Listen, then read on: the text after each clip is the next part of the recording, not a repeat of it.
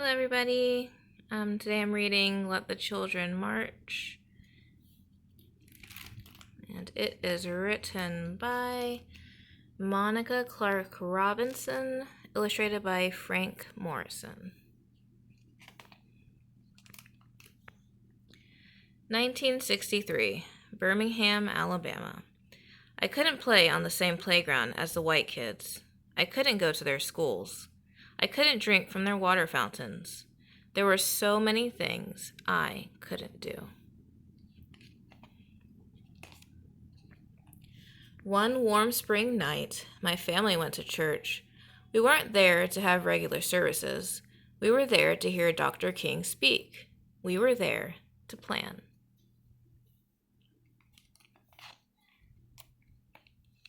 He wanted to raise an army of peaceful protesters to fight for freedom. His brown eyes flashing fire and love, Dr. King told us the time had come to march. If I march, Mama said, I'll lose my job, sure enough. I can't march, Daddy said. I got a family to feed. The weight of the world rested on our parents' shoulders, but this burden, this time, did not have to be theirs to bear. I don't have a boss to fear, my brother said, or a job to lose. We can march this time. We'll be Dr. King's army, I said. I'll be fine, Daddy, I promised. Don't worry, Mama. Dr. King didn't like children being put in harm's way. He was a daddy too, after all. But he said that though we were young, we were not too young to want our freedom. Let the children march. They will lead the way. On May 2nd, a sunny Thursday, boys and girls, brothers and sisters, cousins and friends, we all met at the church dressed in our best, feet ready. In a silence so loud that all I could hear was my racing heart, we began to walk. Hand in hand we marched, so frightened, yet certain of what was right for freedom. The path may be long and troubled, but I'm gonna walk on. Would I be hurt? Would we be heard? Would it all be worth it in the end? I wanted to run from the angry faces in the crowd, run from danger, run from fear. Boys and girls, brothers and sisters, cousins and friends, on and on we marched. We marched, we marched. Singing the songs of freedom, 1,000 strong we came.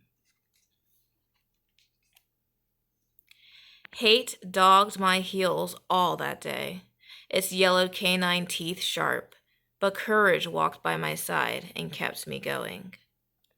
Disperse or you'll be jailed, the police shouted the first day. Disperse or you'll get wet, the police shouted the second day.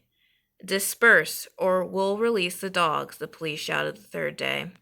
We did not disperse. We kept on marching. We wouldn't stop until things started to change. After I was sprayed by water stronger than anything I've ever felt, rough hands pushed me forward and I fell to my knees. In the police wagon, I was going to jail. Dr. King reassured our parents, don't worry about your children, he said. They're going to be all right. Don't hold them back if they want to go to jail, for they're doing a job for not only themselves, but for all of America and for all of mankind. That night, crowded into a cell too small for even half of the kids, we sang, "We shall overcome. Ain't gonna let nobody turn me round, and freedom is coming." Our parents couldn't be there with us, but still we sang, wrapped in the proud and loving arms of our ancestors. I was still in jail, but we heard that the next day, and the next day, more kids marched. The water hoses they used to sting us could not stop our fierce tide. The path may be long and troubled, but I'm gonna walk on. Turn the other cheek, we had been taught. Show love where there is hate. The world watched as hate bruised us. But for 7 days we walked only in love. The jail swelled to bursting, and even President Kennedy took notice. Daddy said the president received letters and calls about us from all over the world. Our march will become a memory, a small part of a larger story. But we had been heard, and the seeds of revolution were sown. 2 days and nights I stayed in the jail. Some stayed even longer. When I left, I was tired and sore, and my best dress was ripped. But my smile was as wide as the Mississippi River. I had made a difference. I'm so proud of you, baby girl, Mama said. Your march was what made them see. With nothing more than our feet, voices, and courage, we had done what others could not. Change was right around the corner. We felt like a cool breeze in an Alabama August. On May 10th, the great news rang out. Dr. King had reached an agreement with the white leaders of the city. Desegregation would begin. 1 month later, I was playing on a playground I'd never been allowed to play on before. 2 months later, my family ate at a diner we'd never been allowed to eat in before. Our march made the difference. We, children, led the way. Singing the songs of freedom, 1,000 strong, we came. I'm just going to read the afterword as well. The children and teens of Birmingham in 1963 changed the world in ways they could never have imagined. Dr. King later wrote, "Looking back, it is clear that the introduction of Birmingham's children into the campaign was one of the wisest moves we made. It brought a new impact to the crusade and the impetus that we needed to win the struggle."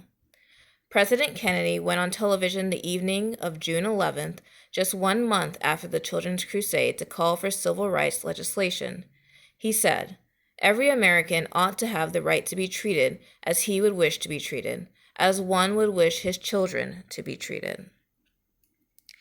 The following year, Congress passed the Civil Rights Act of 1964, and Dr. King won the Nobel Peace Prize. The children truly had made a difference.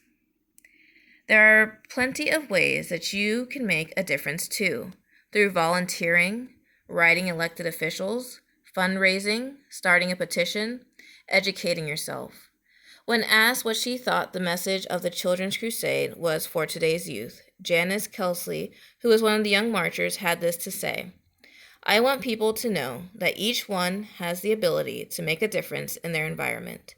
You just have to have enough courage to evaluate the situation and stand up for what is right."